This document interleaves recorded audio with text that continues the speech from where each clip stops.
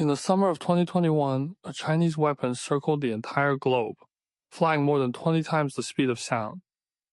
It caught the U.S. intelligence community completely off guard.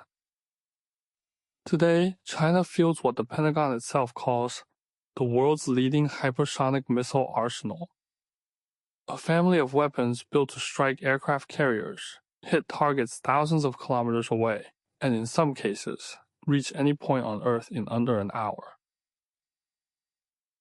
In this video, we're breaking down the missiles that make up China's modern arsenal.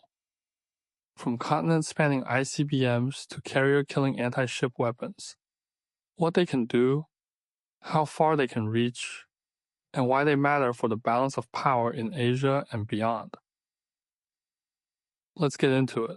Before we dive in, quick note. Everything in this video comes from publicly available defense reports, satellite imagery analysis, and official statements. This is an educational breakdown, not classified information. If you find this kind of content interesting, make sure to subscribe, because we cover global military technology every week.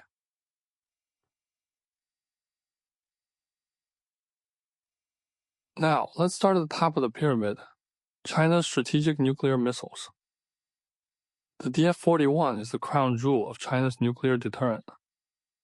It's a solid-fueled, road-mobile and rail-mobile intercontinental ballistic missile with an estimated range of around 12,000 kilometers, far enough to reach almost anywhere in the continental United States from Chinese territory.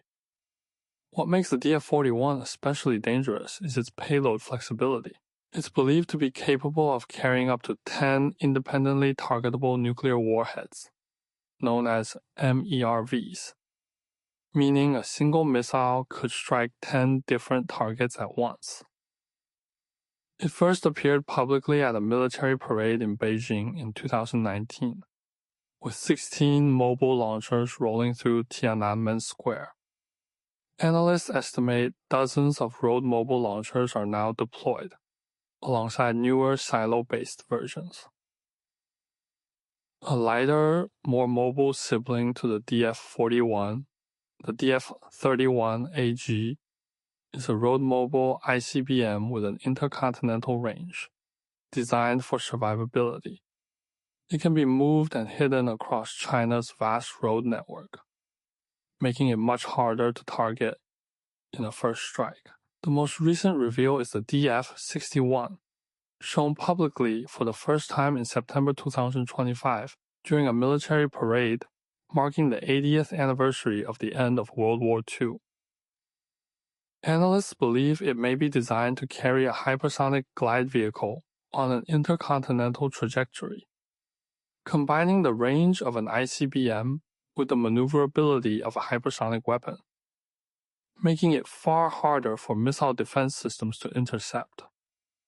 Together, these ICBMs form the backbone of China's strategic deterrent. But the real story of the last decade is what China has built for its own backyard, the Indo-Pacific. Nicknamed the Carrier Killer, the DF-21D was the world's first operational anti-ship ballistic missile. With a range of roughly 2,000 kilometers, it's designed to hit moving aircraft carriers at sea, reaching hypersonic speeds in its final descent. It can carry either a conventional or a nuclear warhead, and it's considered one of the central pillars of China's strategy to keep foreign navies, especially the U.S. Navy, away from its coastline. The DF-26 extends that reach even further. With a range exceeding 5,000 kilometers, it can strike both land and naval targets, and it's capable of hitting the U.S. military base on Guam, which is why it's earned the nickname the Guam Killer. Like the DF-21D, it can be armed with either nuclear or conventional warheads, giving Chinese commanders significant flexibility. The DF-17 pairs a ballistic missile booster with a hypersonic glide vehicle, a warhead that separates from the missile and glides toward its target at extreme speed while maneuvering unpredictably, making it very difficult for missile defenses to track and intercept. Its estimated range is between 1,800 and 2,200 kilometers, putting Taiwan, South Korea, and most of Japan within reach. The DF-27 goes even further, with an estimated range of 5,000 to 8,000 kilometers. It's assessed to carry a hypersonic glide vehicle as well, meaning it can threaten targets well beyond the first island chain, potentially reaching Guam, Alaska, and even Hawaii. These regional missiles form what analysts call China's anti-access area denial strategy, a wall of precision weapons designed to make it extremely costly for foreign militaries to operate near China's coast. Beyond ballistic missiles, China has also built a dedicated family of hypersonic anti-ship weapons aimed squarely at naval power projection. The YJ-21 is a hypersonic anti-ship ballistic missile, officially confirmed as operational with the Chinese Air Force in 2025. Originally deployed on naval ships, China later revealed a bomber-launched version, meaning it can now be fired from aircraft, extending its reach far out to sea and giving commanders much more flexibility in how and where it's used. More recently, China has unveiled additional anti-ship missiles, the YJ-17, YJ-19, and YJ-20, expanding what defense analysts already describe as the most extensive hypersonic anti-ship missile family in the world. According to the U.S. Department of Defense's annual report to Congress, China now fields hundreds of missiles in the boosted hypersonic category alone. This entire hypersonic buildup has one clear purpose: to hold U.S. and allied naval forces at risk from much greater distances than ever before, and to complicate any potential response in a Taiwan Strait or South China Sea scenario. First, geography. China doesn't need a massive blue water navy to challenge the U.S. military in Asia. It can use land-based missiles to threaten ships and bases from thousands of kilometers away, at a fraction of the cost of building and operating aircraft carriers.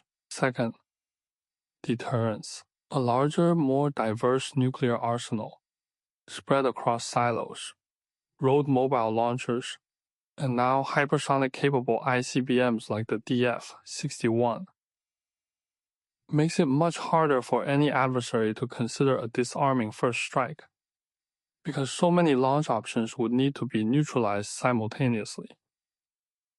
Third, speed of development. China's defense budget has nearly doubled since Xi Jinping became General Secretary, and that spending has translated directly into new missile systems, new test launches, and new capabilities appearing at a pace that has repeatedly surprised Western intelligence agencies, including that global range hypersonic test back in 2021. Put together, this isn't just a random collection of weapons. It's a coherent strategy. Deter a nuclear conflict at the top, deny access to regional waters in the middle, and hold any approaching naval force at risk from extreme range at the bottom. From the intercontinental range DF-41 and the newly revealed DF-61, down to carrier killers like the DF-21D and the hypersonic anti-ship YJ-21, China has built one of the most layered and rapidly evolving missile arsenals on the planet. And based on everything we're seeing, new systems at parades, new satellite images, new Pentagon reports, this arsenal isn't slowing down. It's still growing. The real question going forward isn't just how many missiles China has. It's how the rest of the world, especially the United States and its allies in the Pacific,